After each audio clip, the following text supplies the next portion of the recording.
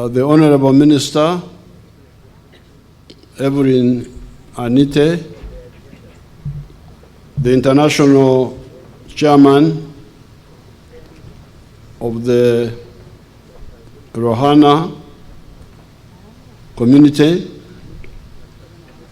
Lord Popat,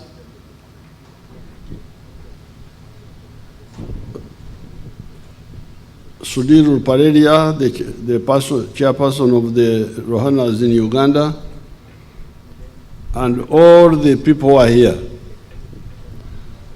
I'm very happy to be here to talk to you, and I welcome you to Uganda. You're most welcome.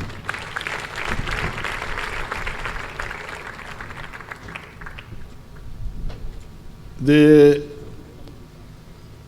Asian people played a positive role in Uganda right from when they started coming here. I normally tell people that in my village of Ntungamo, we had four Indians. I think for them they were Ismailis. But I think Ismailis are also Rohana, are they? Okay.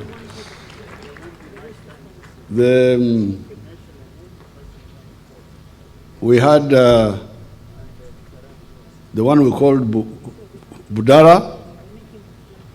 That was Abdallah, but for us we put it in our language. Budara. Then we had Mamudari, and we had Hari, and another one. There were four families. And then we had two Arabs. These people were complementary with us. This is because for us, we are farmers, we are cattle keepers and crop growers, and these Asians were traders. Traders bringing what we needed from far away and buying some of the products we produced. Like I used to sell milk to them. I'm very happy to see Asian ladies here. Now, those Asian ladies of Ntungamo were really talkative. They talk a lot. I don't know whether all of them talk like that.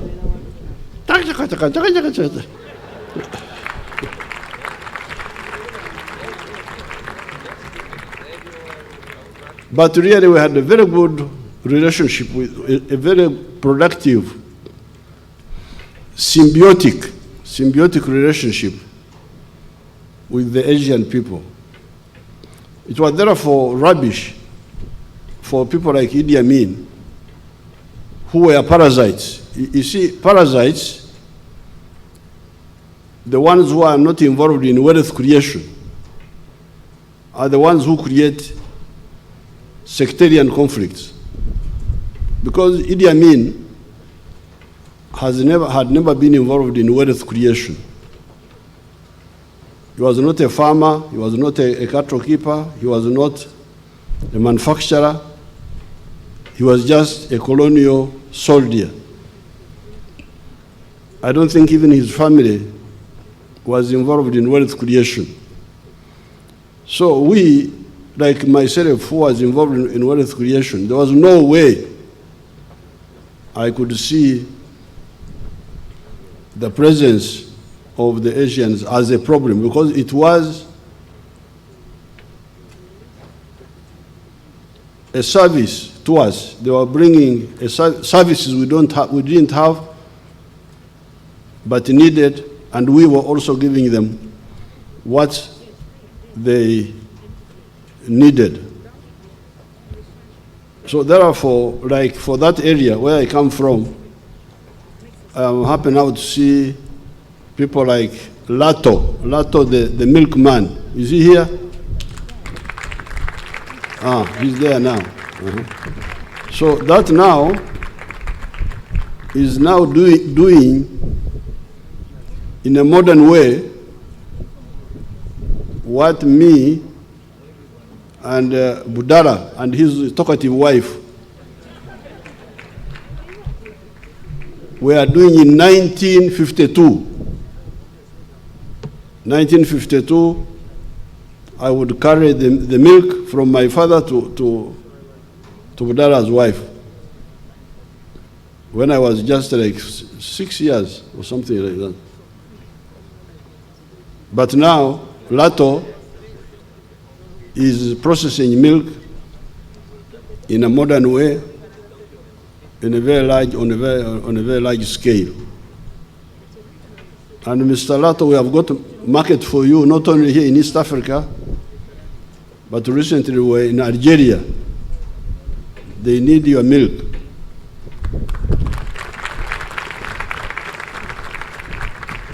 And they say that your milk is good, it's the best, it's much better than the milk they were getting from Ukraine, from Russia.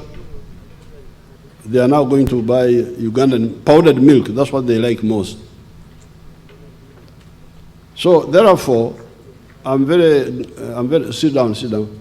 I'm very happy that the Rohanas who have been here for a long time, like the Madvanis and the Metas and the Ruparelias, they have now invited you from other parts of the world.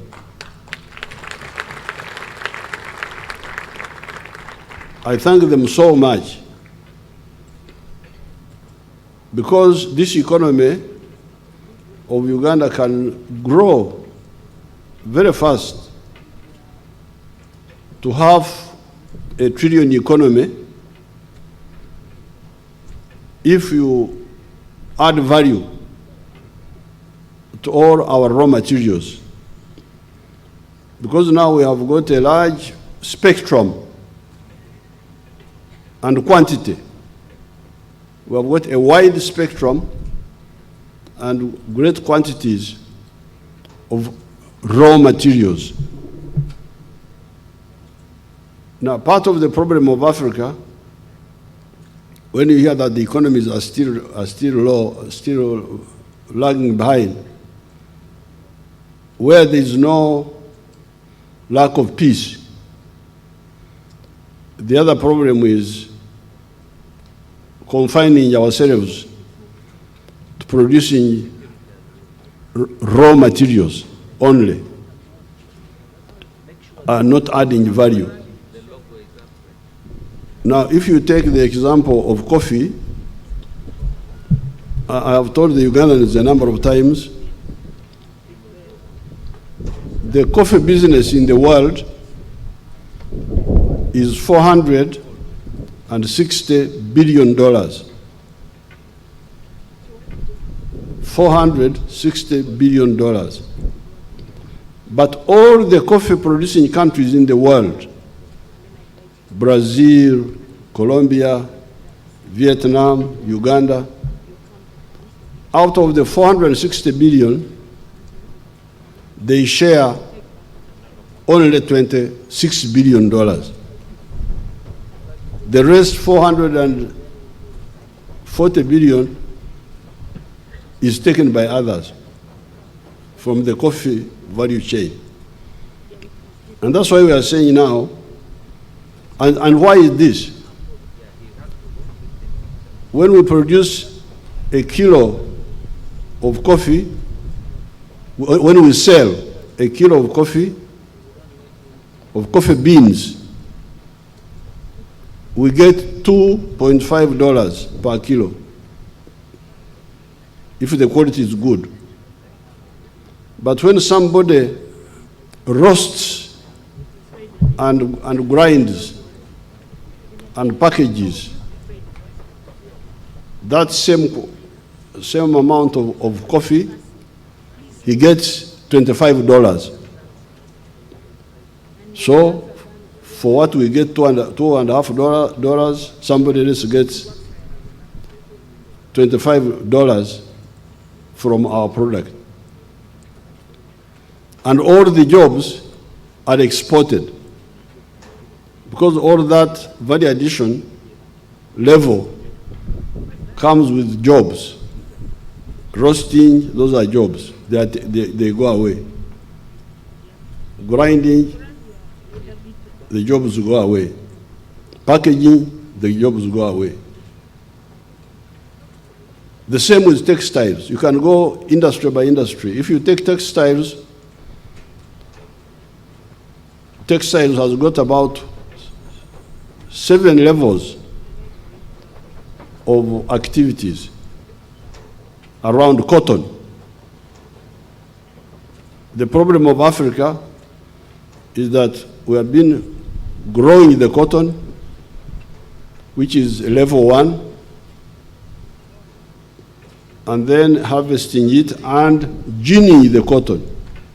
Ginning the cotton means you remove the seeds from the fiber.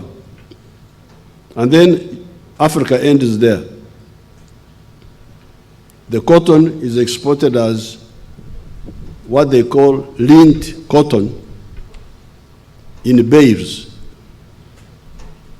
Now, when somebody takes this cotton and spins it, it adds value. But it also creates jobs. It creates spinning jobs. Weaving, that's level 4. More money, more jobs. Printing colors, another level.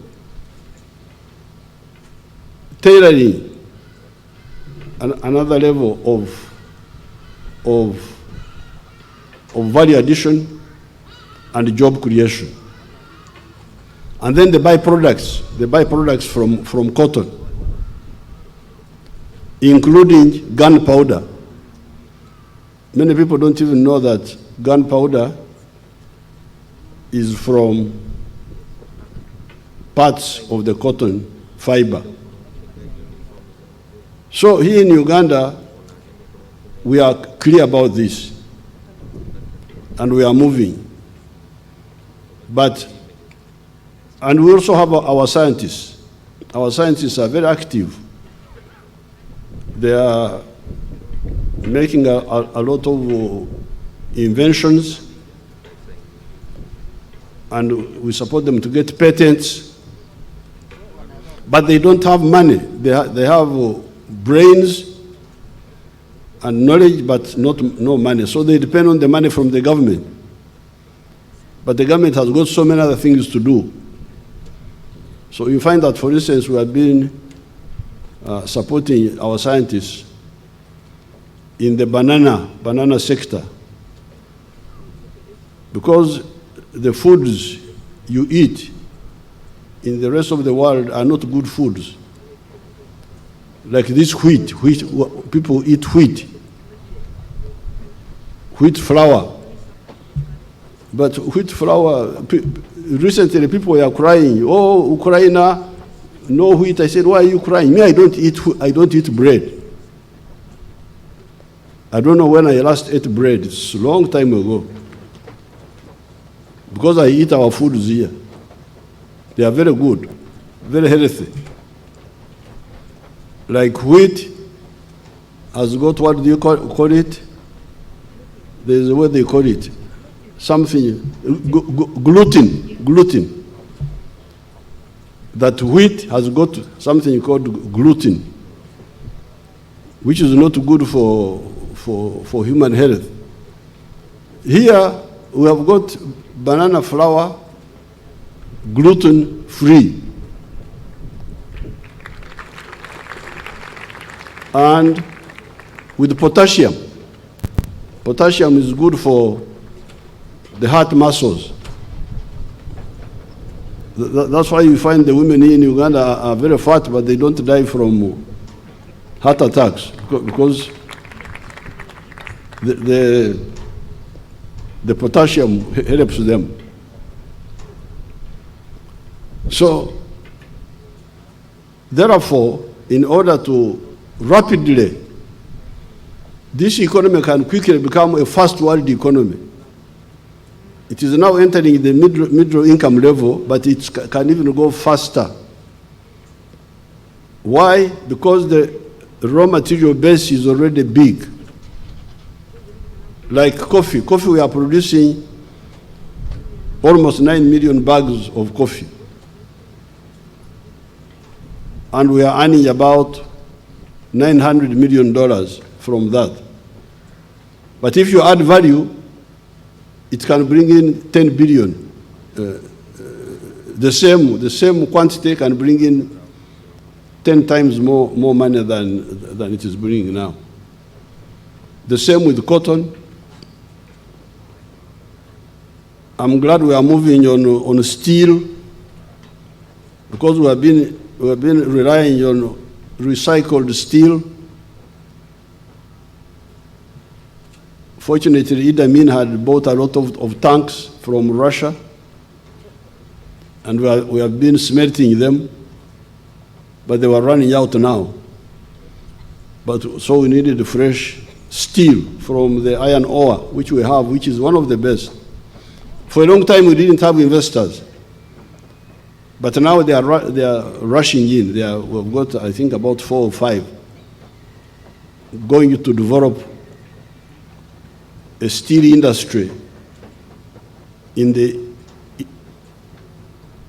inside the African continent, so that we don't have to get steel products from China or from Ukraine or from India. So therefore, the list is very long of the raw material base, but I can put it in clusters.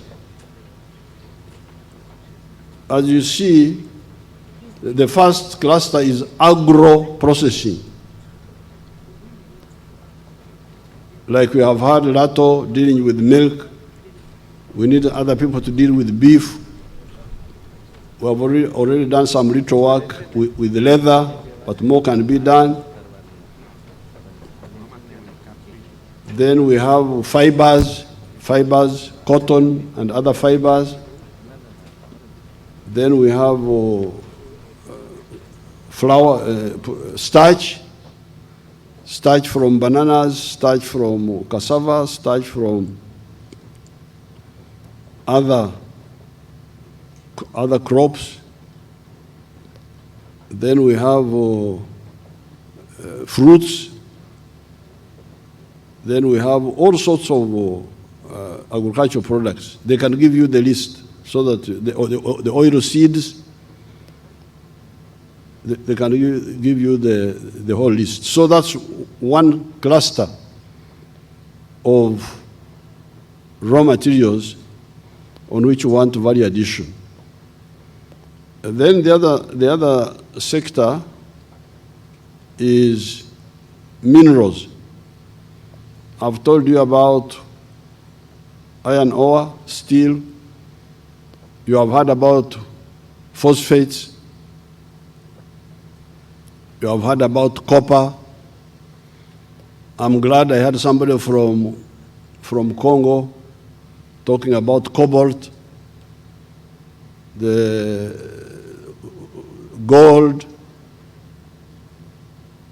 vermiculite, so many other minerals, nickel, and so on. But there's also lithium and niobium, because our scientists have designed our electric vehicles. We are no longer going to be importing these vehicles from China, Japan and so on. We have designed our own buses, our own cars, electric.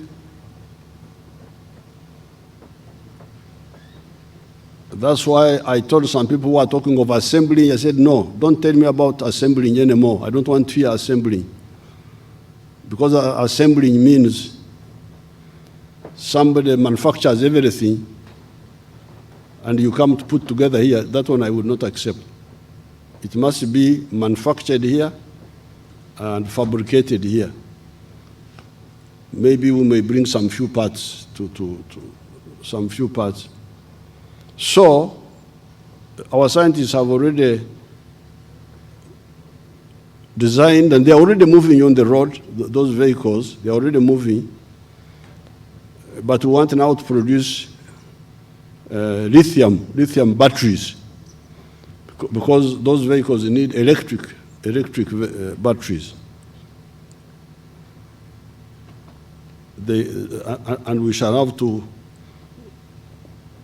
we have the lithium here, we have the niobium, we have the other parts. I think even cobalt is needed somehow, I don't know,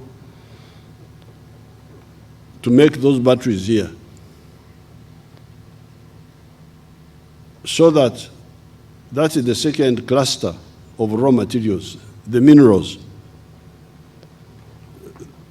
There are other,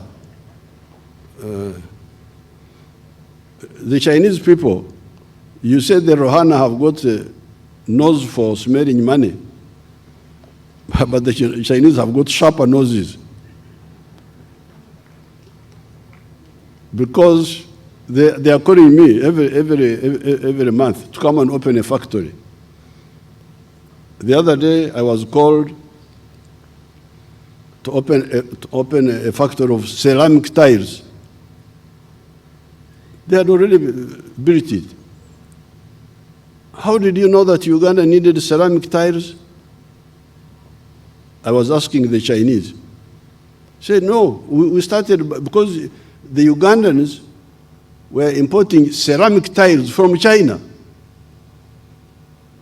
And these Chinese who were exporting, they said, well, they came here and said, but why don't we make the ceramic tiles here? And they invested. For them, they look at the import list of these countries, and they substitute, import substitution. Then the other day I went to open another factory, a joint venture between the Chinese and one of our army companies. This is commercial explosives. I didn't know that commercial explosives were being imported from, that first of all, so much was needed, and they were being imported. But this is because the economy is growing. Economy is growing. There's a lot of quarrying and construction and blasting rocks and so on, which needs commercial explosives. But these are nowhere in Africa. There was, I think, one factory in Egypt, another one in South Africa, nothing. So these commercial explosives, for a growing economy, were coming by ship. And the insurance cost was very high, because bringing explosives in a big quantity in ships is very dangerous. That's how the Chinese, with their smart nose of smelling, let's make them here. Now we are making them here. Uganda is now not only self-sufficient, but we are supplying the region. And so on. You can go item by item, item by item. I visited another factory where the Chinese company are making motorcycle tires from rubber from natural rubber, and so on. So, but you are lucky, you, the Rohana, you already have the Rohanas who have been here for a long time. They know the situation. They can guide you where to go, and Investment Authority is. So the second cluster of raw materials are the minerals. The third one are the freshwater resources. These huge lakes, 20% of Uganda is under fresh water. One time, when we were still fighting the whites in South Africa, a white general came to see me in Entebbe, and he looked at Lake Victoria and saw the islands and said, where do those people get fresh water from? He thought Lake Victoria was an ocean with salt water, and he was worried that the islanders had no fresh water to drink. I told him that, oh, this is fresh water. He couldn't believe it. Those whites were there in South Africa, fooling themselves that they were oppressing Africans, not knowing that Africans have got a lot of capacity. So when he came here, the man was amazed to see that all this, you know, in South Africa, they don't have a lot of fresh water. They have some problem there. So these lakes have resources there.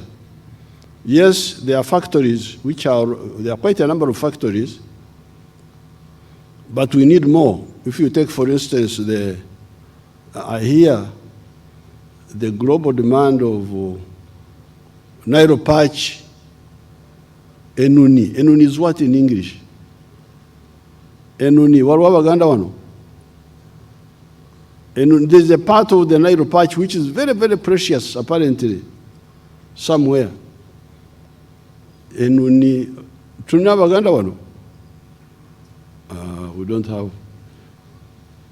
Huh? They're all international. There is a part of a Nairo patch which is very, very precious. Very precious. So that is the third cluster of raw materials.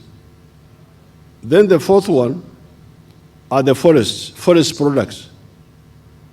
I'm glad you are talking about the furniture, talking about the ceiling boards. Some groups are already involved. Paper industry. We are still importing a lot of paper. I know people are going digital now, but still we shall need paper. And I want us to develop a paper industry using bamboo. And there are other forest products. So that is the fourth cluster of raw materials. Then you have the knowledge sector, like the automobile. Our scientists are now engaged in the automobile sector. They are going to make all these vehicles. The car we are making here is called Chira. Chira is our name for the Nile. The foreigners call Nile, they call it Nile, but for us we call it Chira. So this vehicle is called Chira EV, electric vehicle, the car. You could show them the pictures of that on the screen. Later, not now, you could show them of these products. So those products of knowledge, the automobiles, the electronics,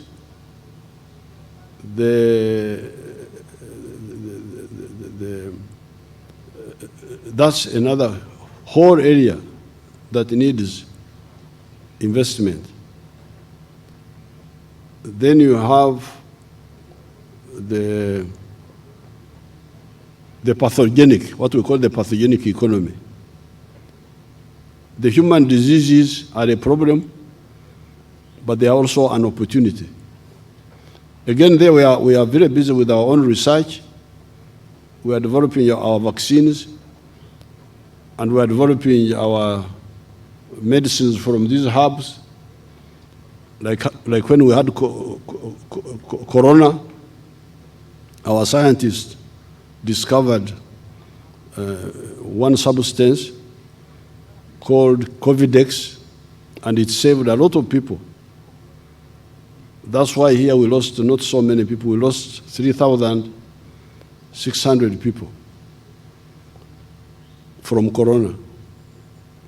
But you know how many people died in other parts of the world? Big number, big number. I hear in the USA, they lost more than 1.5 million. That's what I hear. So, all these, then you have the services sector. Services sector, the hotels, the medical, the education, all those, like these hotels here of Sudir here. So all these are opportunities, and they are all listed by the UIA. And from what I saw there, many of you can play a role here. Now, we the political leaders, the strategists for social economic transformation, because that was our issue. First of all, we are to get rid of people like Idi Amin, but thereafter, we have been aiming at building a new society, a modern society, a society not of peasants, traditional peasants, but a society of the middle class and skilled working class. So that's how we had to use the two channels.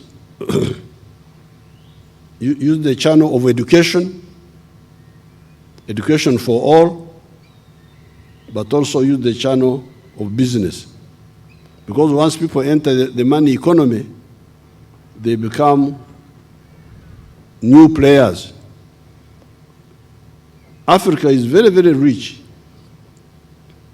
and underpopulated. Africa has been underpopulated all this time. Remember that Africa is 12 times the size of India. You can fit India into Africa 12 times. India is 1 million square miles. Africa is 12 million square miles. And with a lot of resources. But until recently, the population of India was more than the population of Africa. And this was because of the diseases of the tropics. This climate was good for us, but also good for our enemies. Good for the mosquitoes, good for the tsetse flies, good for the... So the population didn't grow all this time. Although all human beings started here, you are all former Africans, all of you.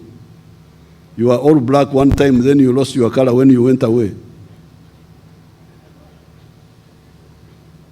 But we who stayed had to suffer with the diseases, with the mosquitoes, with the tsetse flies. But now, Africa is the superpower of the world for the next. We have now overtaken India. We are now more than 1.4 billion. And we shall be 2.5 billion in the next 30 years. So, because if you have got a smaller population, in a large area with a lot of natural resources, there is a tendency for laxity. Some of these Africans are very relaxed. Because life is easy. Here, even a fool will not die. Even if he's very stupid, he will somehow get some food, so he will not die.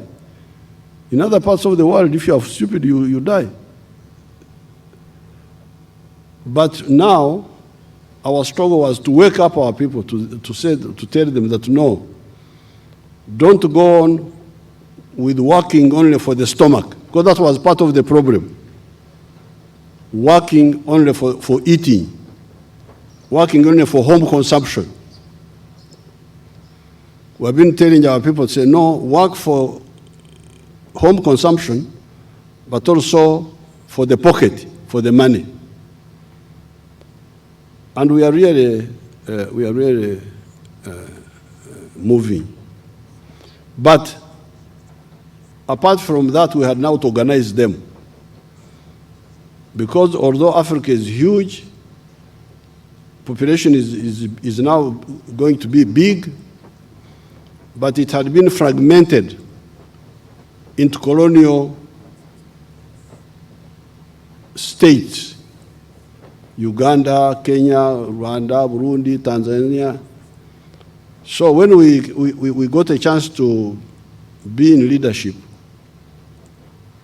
we saw the problem here. There is a huge potential market here, but it is fragmented politically. We therefore approached our brothers and sisters initially in Tanzania and Kenya, and we revived the East African community. Then later on, Rwanda came in, Burundi came in, South Sudan came in, and now Congo, DRC, has come in. So we have a market now here of 300 million people. So, apart from the raw materials, you have the market now. You have the market. But you also need infrastructure, because you cannot, if you don't have electricity, how will you manufacture? How will you produce? That one we have been working on, and we are moving very well. We have a number of hydropower stations on the Nile. We are now looking at the solar power, looking at wind, looking at nuclear. So we are planning ahead for adequate power and cheap power. That's why, for instance, I refused to sell uranium. Some people wanted to buy our uranium. I said, no, nobody will buy this uranium. Let it stay in the ground. We shall use it to run our own nuclear power stations. And we are going to build the first one in the next few years.